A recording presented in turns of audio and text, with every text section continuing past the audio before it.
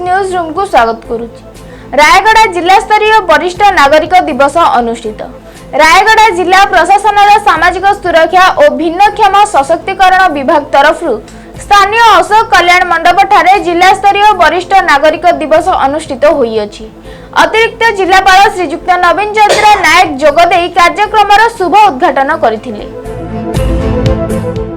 पूर्वाह्न 8 घटिका समय वरिष्ठ व्यक्ति निमंते योगाभ्यास कार्यक्रम आयोजन करा जायथिला।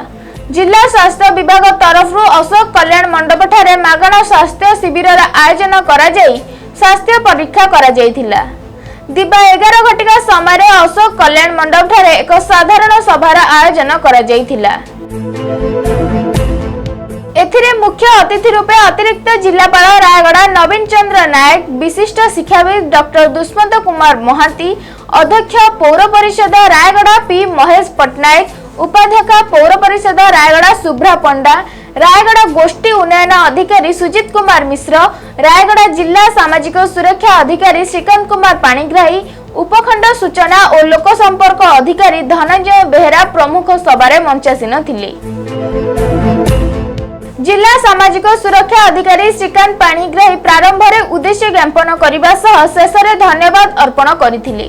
वरिष्ठ शिक्षक नीलांचल मिश्र कार्यक्रम परिचालना करथिले। जिला सदर ब्लॉक और पौरांचल सामाजिक सुरक्षा विभाग कर्मकर्तागण सहयोग करथिले। रायगड़ारू मनोरंजन Satpathy report, photo news times.